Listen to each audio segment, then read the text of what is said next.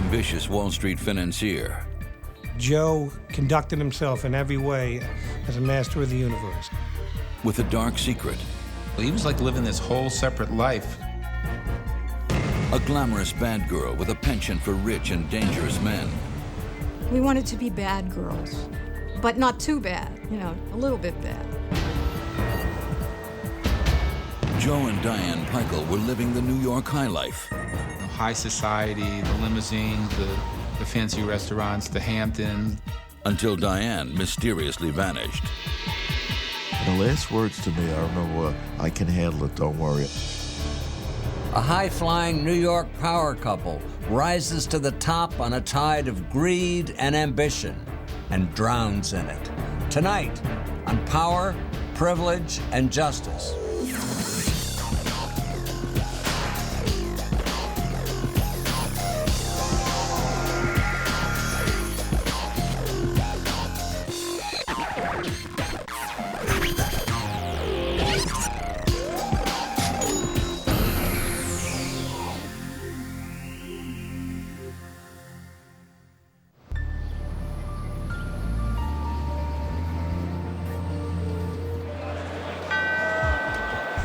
October 19th, 1987. The stock market crashes, killing the money-mad 80s in a single afternoon. 4 days later, Diane Pikul, beautiful, glamorous, and rich, is on her way to her summer home and another argument with her estranged husband, Joe. Before the week is out, her body will be found 250 miles away at the bottom of a drainage ditch along the New York State Thruway. Who had killed her? The answer would send a chill from Lower Manhattan all the way out to Long Island's trendy beach community, the Hamptons. Joe and Diane Pikul were a New York power couple, a high-flying money manager and his glamorous wife. They seemed to have it all, but their lavish lifestyle masked a tale of perversion and madness.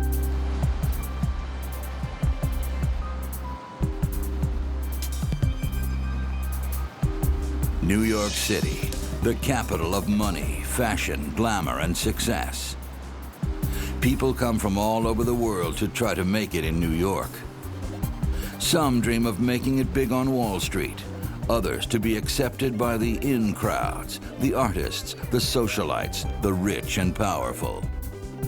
Joe Pikul, a poor kid from Massachusetts, dreamed of both.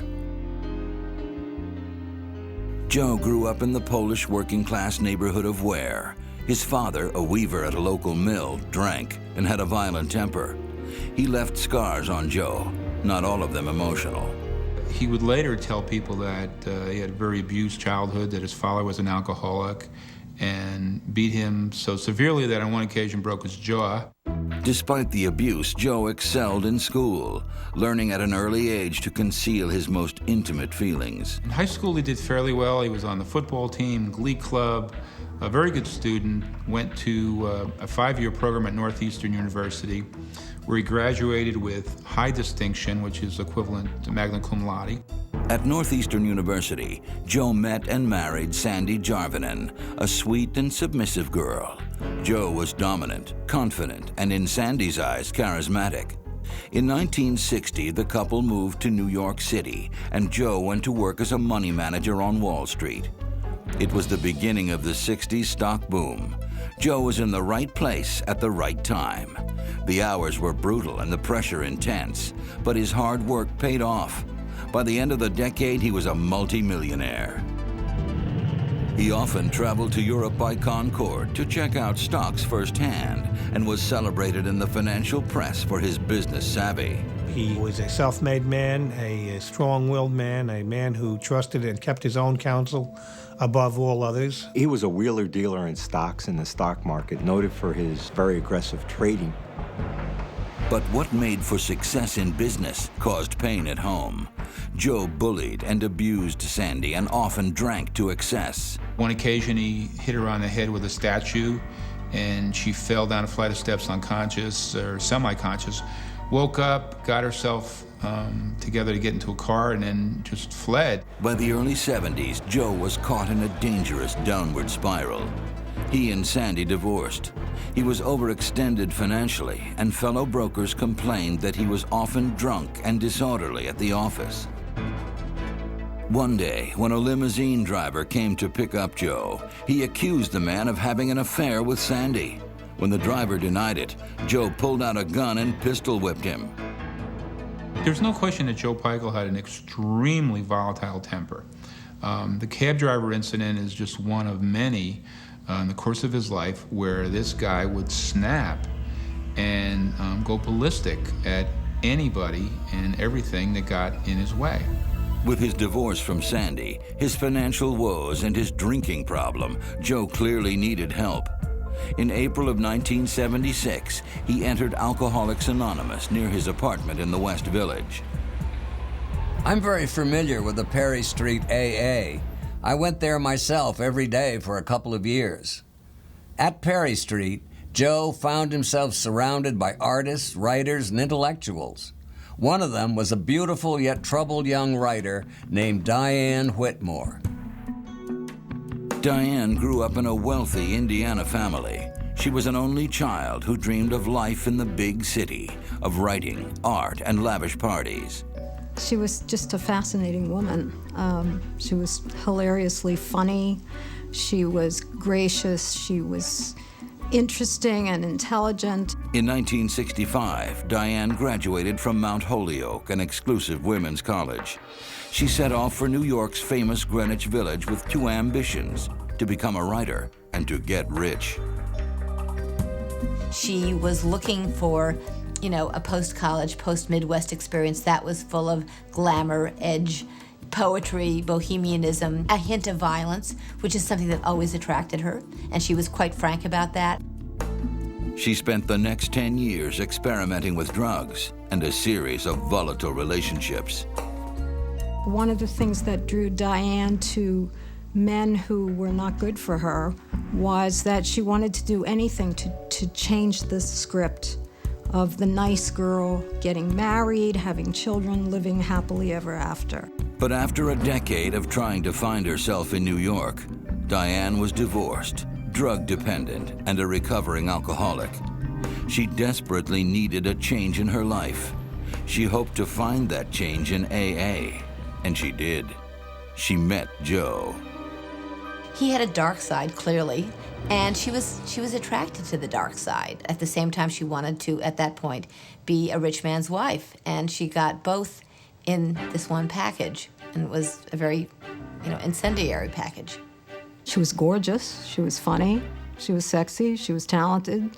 He was not a particularly handsome man. She probably knocked his socks off. And I also think, sadly, that he had the eyes of a predator, that he sensed that he could get her. Just a few months into their relationship, Diane became pregnant. 2 months later, on July 14th, 1978, Diane and Joe were married. When Joe and Diane walked down the aisle, they thought they were walking into a fresh, new beginning. But their marriage would turn out to be a big mistake, a deadly mistake. By the early 1980s, Joe Pikul's fortunes were on the rise again. Diane stayed at home, caring for their daughter Claudia and infant son Blake. When they got married, they were both in recovery. They were both working very hard on themselves. They were very, very invested in being the very best parents that they could be. Joe adored the children. The family moved into an historic apartment in Greenwich Village.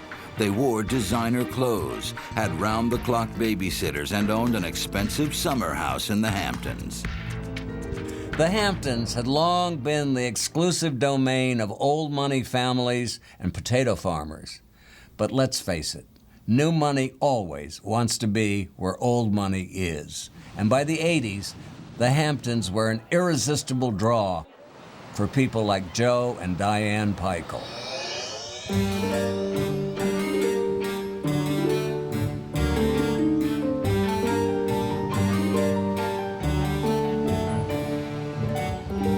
With its oceanfront properties and trendy scene, The Hamptons was a favorite getaway for the rich and famous like Calvin Klein, Christie Brinkley, and Paul Simon. The Pikuls' Amagansett retreat was at the edge of this rarefied world. It was an upper middle class, 80s affluent life. The kids were in private schools.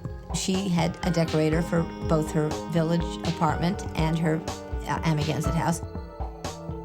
Diane was living the high life she had always wanted. She and the children spent summers in the Hamptons. Joe stayed in New York during the week and took limos out to Amagansett on weekends.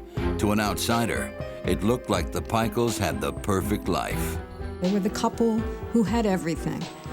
And I think everybody assumed that it would go uphill from there. But the joyride would soon come to an end. Joe's dark side, his volatile temper, and his sense of superiority would soon reveal itself.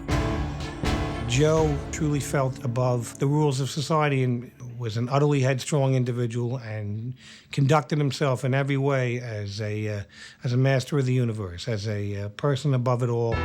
As with his first wife, Sandy, Joe wanted to completely control and dominate Diane's life. But Diane wasn't like Sandy. Diane was a very feisty woman. It was a relationship where two people were edgy and they were looking to bring that out in the other. It's hard for a woman to win in a relationship like that, but she was not a doormat. He would throw the ball at her, and she'd throw it right back at him, and their fights would escalate. Joe's most vicious tirades usually had to do with the way he thought Diane was raising their children. He felt that she spent too much time away from the home and that she would use babysitters, a lot of daycare. He thought she was an unattentive mother. He didn't like the way she was raising his children. Also happened to be her children. They had bitter fights about it. By early 1987, after nearly 10 years of marriage, it seemed Diane could do nothing right in Joe's eyes. The couple rarely shared a bed, and Diane began to suspect that Joe was having an affair with another woman. But she was about to uncover a far more disturbing secret about her husband. While searching through the attic in their Greenwich Village apartment, Diane made a shocking discovery. She found suitcases filled with women's lingerie, some of which was her own. She also discovered videotapes and photographs of Joe dressed in drag. I think he was sleeping with men. I think he was cross-dressing. Yes, he was leading a double life. Diane was disgusted and profoundly disturbed. And she starts screaming at Joe, "Stop stealing my underwear, buy your own clothes." And she really confronts him with this whole knowledge that he's a cross-dresser. Diane placed a desperate call to Manhattan's top divorce attorney, Raoul Felder. I don't think he was leading a double life. I think he was leading a triple life. He had a life at the office where he's a successful bond trader. He had a life at home where he abused Diane. And then he had the third life as a cross-dresser. But Diane knew that if she kicked Joe out, he'd take his money with him, and she wasn't ready for that. Not yet. She gave Joe's videotapes and photographs to her lawyer and began to plan for a life without Joe. Armed with the videotapes, the pictures, and Manhattan's top divorce attorney, Diane seemed to hold all the cards. But what she didn't know was that the deck was stacked against her.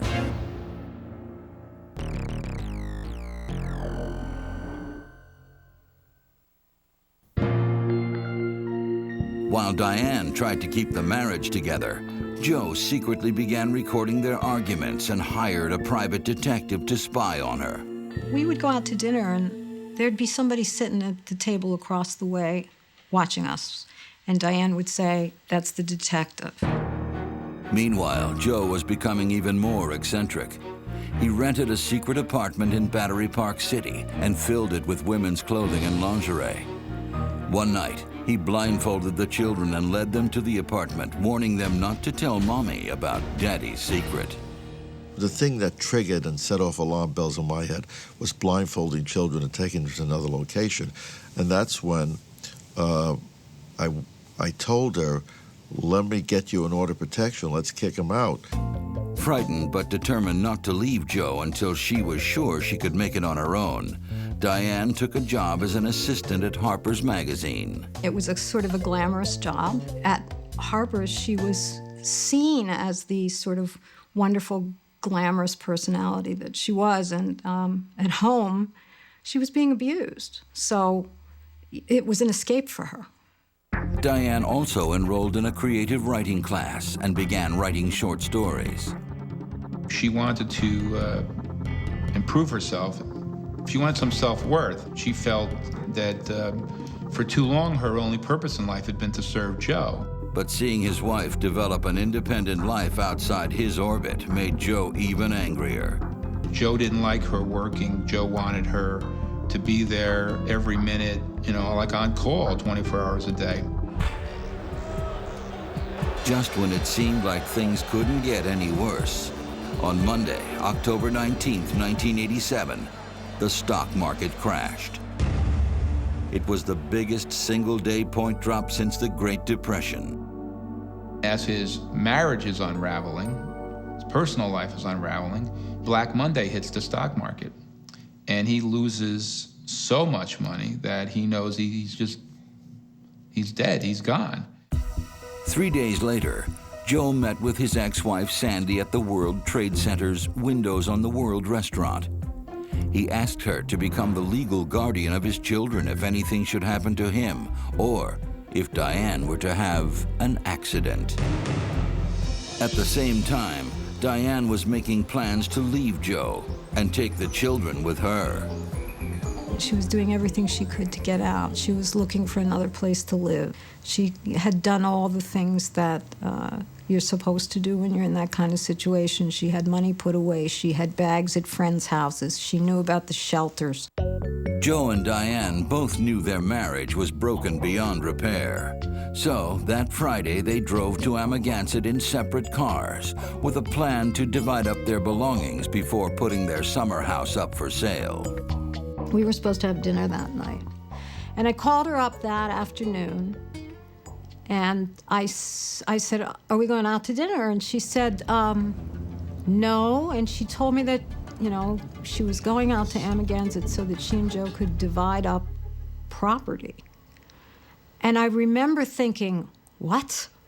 They were going out to settle up their affairs. And it was one of those situations where she clearly should not have gone. I remember walking out of the hall, following her, basically being a nuisance, and her last words to me were, "Don't worry, I can handle it." In a movie, this is where you'd shout out, "Don't go in that room."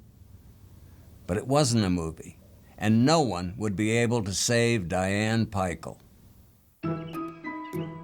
After Joe and the children got to the house in Amagansett, Joe put the kids to bed. When she finally pulled into the driveway at 1 a.m., Joe was waiting. The next morning, when the children asked where their mother was, Joe explained that Mommy and Daddy had fought and Diane had disappeared. He told them that they were going on a road trip upstate. He rushed them into the front of the family station wagon. In the back of the car was a large and mysterious bundle. First stop, the Amagansett hardware store. What he asked for was like rope, wheelbarrow. He bought a shovel, he bought tarps, he bought trash bags, cleaning supplies. Joe paid the bill, nearly $400, and went next door to buy 12 bags of ice, refusing to let anyone near the station wagon. I wanted to put all the merchandise that he bought into the car, and he was like livid that do not put this in my car. I don't want you putting anything in my car. Just put it outside the car. With the car fully loaded, Joe and the children headed upstate. On the way, Joe called an old college friend to ask him for a favor. Where he reaches out to his college roommate, hasn't seen the guy for more than a decade, and says, "Can you watch my kids for the weekend?" After driving 150 miles north to drop off his kids at his friend's house in upstate New York, Joe drove another 200 miles to his ex-wife Sandy's house near Boston. When he finally arrived at 4 in the morning, Joe, acting crazed and desperate, told Sandy he had something to bury. At first she thought this was some sort of financial transaction and he just needed to hide something. He said, no, I really want to bury it in your backyard. As the conversation goes on, it becomes more clear to Sandy that he's talking about burying Diane. Joe admitted to Sandy that he had killed Diane and that her body was in the car. When Sandy refused to help him, he headed back to Manhattan. Joe Pikul had now spun completely out of control. I mean, this was a man who was once celebrated as a Wall Street whiz kid, and now he's asking his first wife if he can bury his second wife's body in her backyard. 48 hours after he murdered his wife, Joe Pikul awakened in his Greenwich Village apartment. Joe's children were still upstate with his college friend, and his wife's body was still in his car, parked on a side street just around the corner. He called his children's schools to report they would be absent. Then, he got into his car for the 2-hour drive upstate to pick them up. But first, he had to dispose of their mother's body. As he approached the Newburgh exit, there was a pull-off on the road. And I think he realized that this would probably be the last chance that he had. He pulled off, he looked down in a drainage ditch, and he just said, I got to get rid of it, and put it at that location. Joe was just a few miles away from picking up his children when he pulled Diane's tarp-wrapped body out of the car and dragged it 30 feet down into a drainage ditch. I always thought that for such a smart, intelligent man who was very successful in the professional world, that it was very strange that he would dump his wife's body in a place where she could be easily found. After picking up his children, he drove to the Stewart Auto Wash in Newburgh, New York. He looked like he'd been like with days without sleep. His hair was a mess, you know, his clothes were all wrinkled. He really looked, you know, like he was in rough shape. Joe ordered the works, the $9 superwash, and was especially concerned that the back of his car be cleaned thoroughly, saying he'd pay whatever it took. There was a sunken area in the back of the car, and I climbed down in it to clean it. And I was down inside of it cleaning it. He just kept coming back and asking me how messy it was. While his car was being cleaned, Joe told anyone who would listen about the fight with his wife. And he started telling me how his wife had left him and that she ran off with her lover and he found condoms under the bed. And then he just had to get away for a while, so he took the 2 kids and they just took off upstate. When Joe and the kids finally left, nearly 3 hours later, workers at the car wash checked the dumpster where Joe had thrown a number of items away. They found a knife. They found a lot of women's clothing, large size clothing. And they found high heels that they had to be size 11 in men's. That's how big they were. They thought the situation was strange enough to notify the local police, who came to the car wash at once. As soon as I seen the knife and the rope and the women's clothing, I became very suspicious. He threw away a picture of his children. And to me, I have a son of my own with the blonde hair and the blue eyes. And that just bothered me for a minute. Why would you throw away that? It had now been 2 days since anyone had heard from Diane Pikul. Her friends suspected the worst. The minute that I heard that she had not gone to work on Monday, I knew she was dead. I knew it, and I knew he had killed her. At 10 a.m., Bill Glynn of the New York City Police Department received a call from one of Diane's co-workers at Harper's Magazine. She kept insisting that she was very, very concerned about Diane's safety. Her concern was that Diane was being held captive in the basement, out in the house that they owned, out in Amagansett, Long Island. But not long afterward, Glynn got a call from Joe Pikul, playing the role of the concerned husband. I just wanted to let you know, he said, I had an argument with my wife, he said, out in Amagansett, Long Island. He said he was looking for his kid's shoes under the bed, and he found a condom under the bed, and the condom didn't belong to him. So he confronted his wife about it. They had a verbal altercation, and she walked out the door. And she never returned. Joe promised to call Glynn if Diane didn't show up by nightfall. The police then decided to set a trap for Joe. He got a call from someone claiming to have found his credit cards in a dumpster at a car wash in Newburgh. The caller, who identified himself as John Clancy, was actually Newburgh detective John Smith. In the beginning, he was fine until I started mentioning credit cards, wallet, things of that nature. He became very, very nervous, started stammering. I thought he sounded like he had marbles in his mouth. Joe sent his limo driver to pick up the credit cards in Newburgh, but when he got there was no John Clancy waiting. By this time, the Newburgh police had traced the credit card address to Manhattan's Greenwich Village. They alerted the NYPD. I says, I don't know what's going on here, but I explained to him that I was going over to meet this fella. Around midnight, Detective Glynn headed over to Joe's apartment to take a missing persons report. Pikul struck me as a little strange here. I felt at that time he was trying to cover something up, but I didn't know what. I said, well, are you concerned that, you haven't seen her in 24 hours? And he said, no, she's done this before.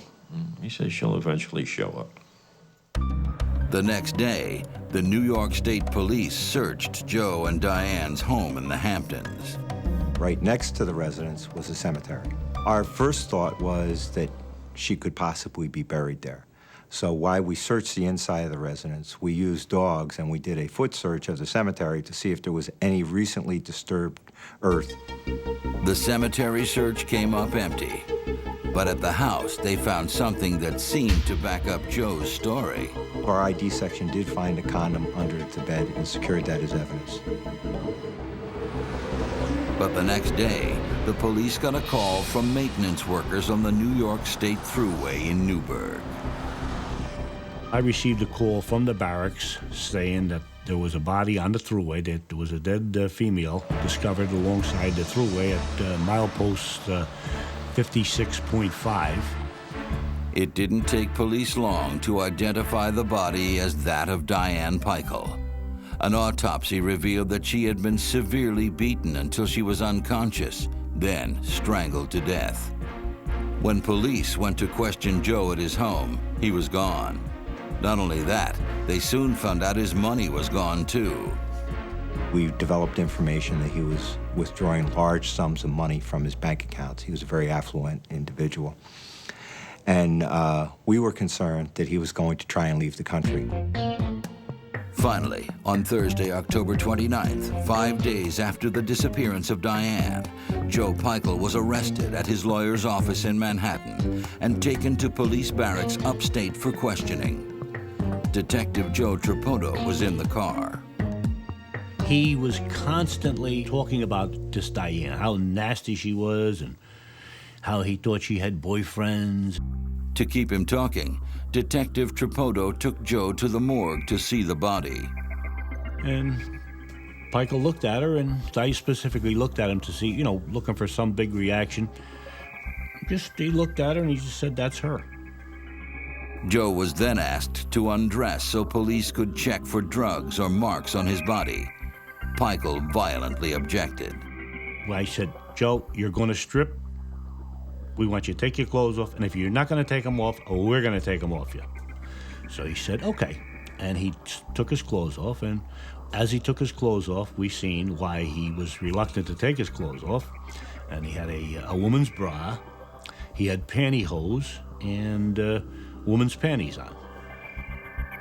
When Tripotto noticed cuts and scratches on his side and hand, Joe was ready with an explanation. He said he did it with the kids, playing with the kids.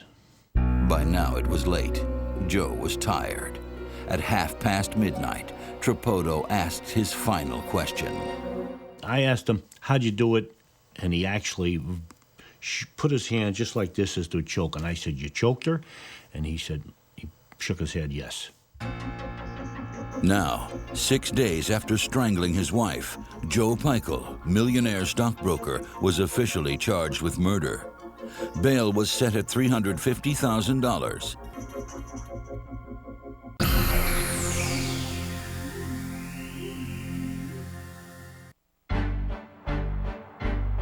It was now January 1989. Diane Pikul had been dead for more than a year. Although her husband Joe admitted to police he strangled her, he claimed it was in self-defense. To handle his case, Pikul hired high-profile New York defense attorneys Stephen Worth and Ron Beckoff. This was going to be a very interesting trial indeed. It was Joe's word and his money against the state's evidence. And to make matters more bizarre, Joe had remarried. His new wife was a Manhattan fashion designer named Mary Bain. He showed up in my office one day during the summer with her, introduced me to her, and we chatted for about an hour. At the end of that, he said, well, what do you think? Can I get married? I said, Joe, I'm against it. He said, why? I said, listen, if we bring in another woman who you are now married to, they might say it's a motive. He walked out of this office, and 2 days later, I got a call they were married.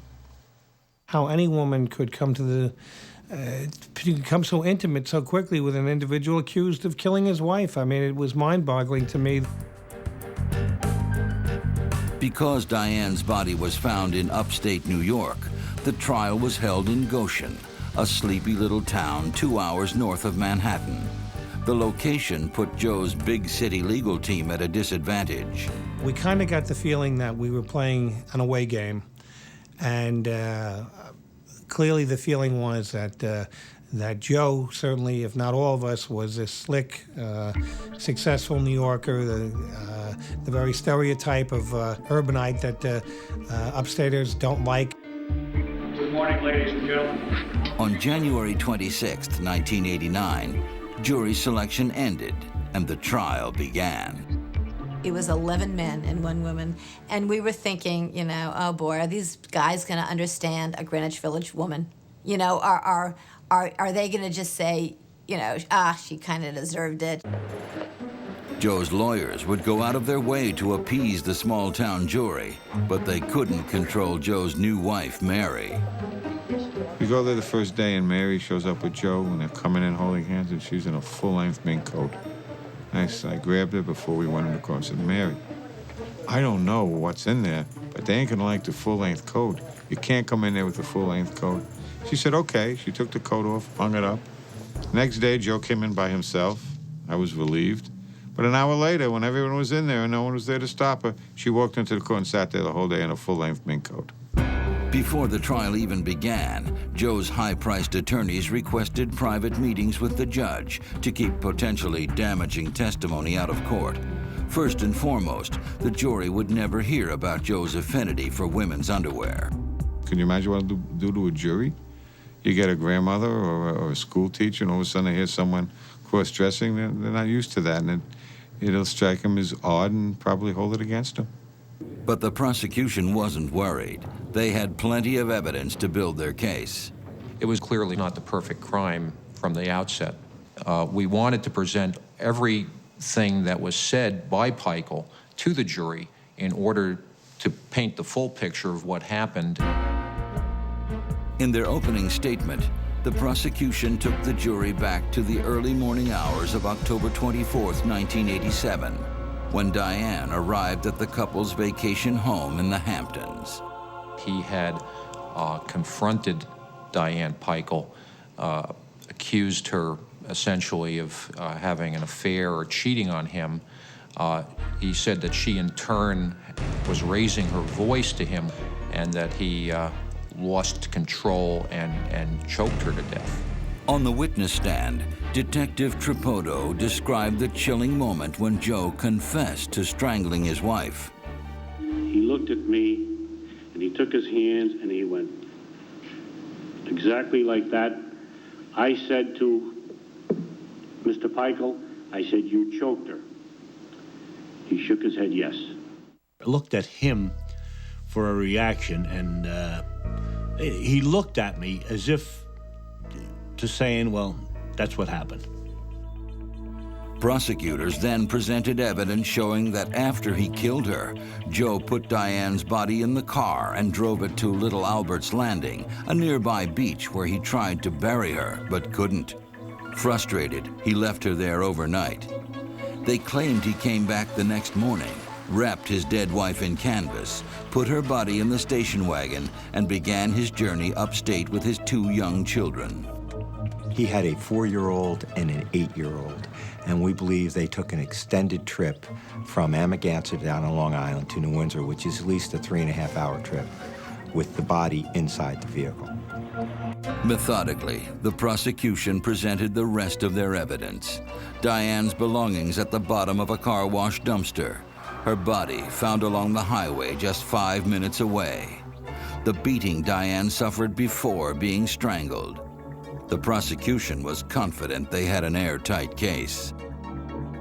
We had a statement from the defendant that, in fact, he had choked his wife, and we had very strong circumstantial evidence to establish a motive.